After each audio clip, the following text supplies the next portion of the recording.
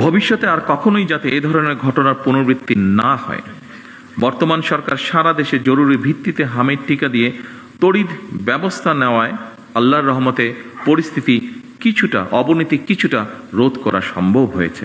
সারা দেশে শিশুদেরকে হামের টিকা না দেওয়ার ফলে বিগত ইমিডিয়েট দুটি সরকারের জীবন বিনাশী ব্যর্থতা মনে হয় ক্ষমাহীন অপরাধ। ওকে, আমি থামলাম। উনি এখানে চরম লেভেলের মিথ্যাচার করেছেন মাননীয় প্রধানমন্ত্রী শেখ হাসিনা সরকারকে নিয়ে।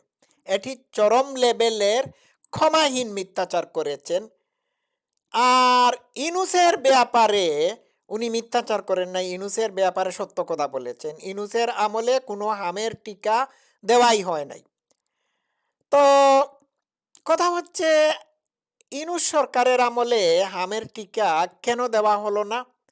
আর উনি ক্ষমতায় আসার পরপরই হামে আক্রান্ত হয়ে শিশুরা শত শত শিশুরা কেন মারা গেল? এর দায়ভার তার উপরও বর্তায়। ঠিক আছে, তো ইনুসের আমলে হামের টিকা দেওয়া হয় নাই। ইনুসের স্বাস্থ্যমন্ত্রী নূরজাহান বেগম হাজার হাজার কোটি টাকা আত্মসাৎ করেছে, কোনো হামের টিকা সে দেওয়ার ব্যবস্থা করায় নাই। অথচ এই তারেক জিয়ার একজন মন্ত্রী বলেছেন যে গেল ৮ বছরে হামের কোনো টিকা দেওয়া হয় নাই।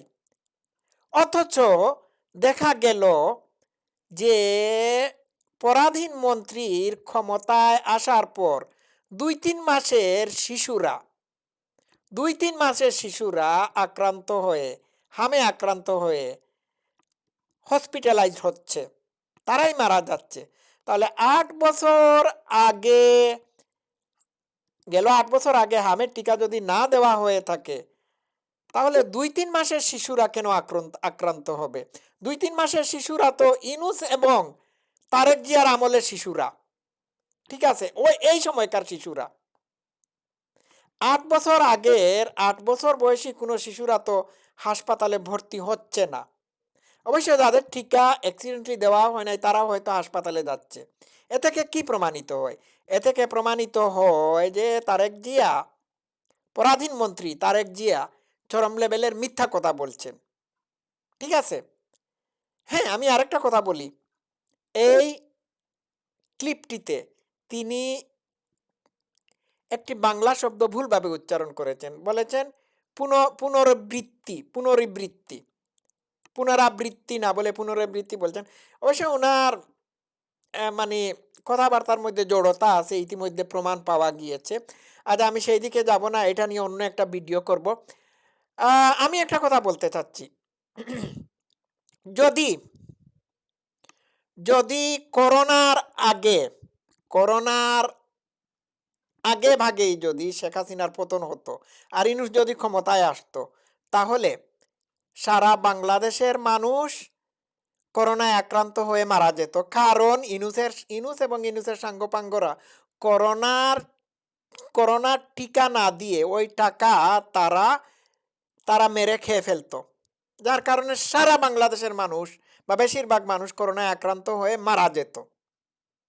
কিন্তু প্রধানমন্ত্রী শেখ হাসিনা থাকার কারণে করোনায় আক্রান্ত হয়ে বাংলাদেশের খুব কম মানুষ মারা গেছে। একটা জাতিকে তিনি করোনা নামক মহামারী থেকে রক্ষা করে দিয়েছিলেন।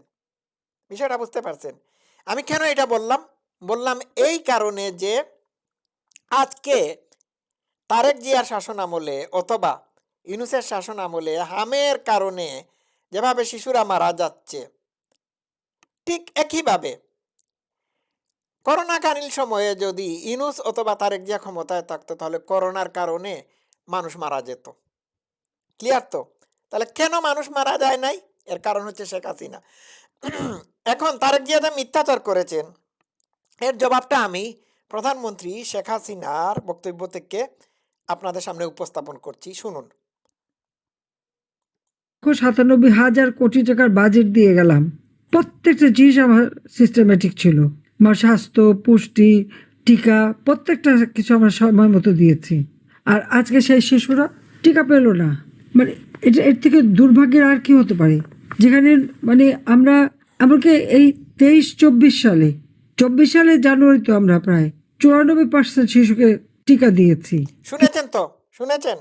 আর তারেক জিয়া কি বলেছে? বলেছে গেল 2 সরকারের আমলে কোনো টিকাই দেওয়া হয় নাই। শুনুন। কিন্তু 2025 সালে এসে কি হলো?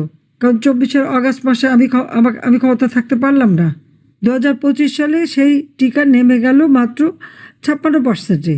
কেন এভাবে নেমে যাবে? কেন এই টিকা পাবে না শিশুরা? এই টাকা গেল কোথায়? কার পকেটে গেল? আমরা নাকি এই টাকাগুলো ইনুসের পকেটে গেছে আর তার নূরজাহান বাবির ভ্যানিটি ব্যাগের ভিতর চলে গেছিল। শুনুন। মানি লন্ডারিং করছি? এই টাকাগুলি কোথায়? তাদের সেই হিসাবটা দিতে হবে। আমি প্রতি ঘরে ঘরে বিদ্যুৎ দিয়েছি, আজকে বিদ্যুৎ নাই কেন? কোনো কোনো এলাকায় 24 ঘন্টা বিদ্যুৎ থাকে না। গ্যাস, বিদ্যুৎ কোনো অভাব তো রাখিনি। কিন্তু যে কটা কাজ করেছি সে কটাই সমালোচনা। পরিকল্পিতভাবে পরিকল্পিতভাবে ইচ্ছা করে এই সমালোচনাগুলি করা হয়েছে মানুষকে বিভ্রান্ত করার জন্য। আর কি কি অদ্ভুত আমাদের দেশের কিছু মানুষ, তারা কিন্তু ঠিকই বিভ্রান্ত হয়ে গেছে। আজকে অবস্থাটা কি? কি বিদ্যুৎ কেন্দ্র বন্ধ, বিদ্যুৎ পায় না। আমরা কোভিডের সময় যেখানে বিনামূল্যে ভ্যাকসিন দিলাম, ওই কোভিডের সময়ও কিন্তু শিশুদের টিকা দেওয়া কিন্তু বন্ধ করিনি। শুনেছেন তো, কোভিডের সময়ও শিশুদের টিকা দেওয়া বন্ধ হয় নাই, অথচ আমাদের হাম্বা তারেক, হ্যাঁ, প্রতিবন্ধী তারেক, পরাধীন মন্ত্রী বলছে যে 2 বছর গেল গেল 2 সরকারের আমলে টিকা দেওয়া হয় না। আরে বেটা, ইউনুসের আমলে আর তোমার আমলে টিকা দেওয়া হয় নাই। কিন্তু শেখ হাসিনার আমলে টিকা দেওয়া হয়েছে। উনি এইটাই বলেছেন। অবশ্য তার বক্তব্যকে যদি আমি একটু টুইস্ট করি তাহলে বলতে পারবো, গেল 2 বছর বলতে সে বুঝাচ্ছে, সে না বুঝালেও আমরা বুঝে নিচ্ছি ইউনূস এবং তার সরকার, 2 সরকার, গেল 2 সরকার, এই 2 সরকারের আমলে টিকা দেওয়া হয় নাই। এখন তো বুঝতে পারছেন, এখন বাংলাদেশে বিদ্যুৎ নাই। এখন মিউজিয়ামে যে হারিকেন মিউজিয়ামে চলে গেছিল, সেই হারিকেন এখন নাকি মানুষের ঘরে ঘরে। ঠিক আছে?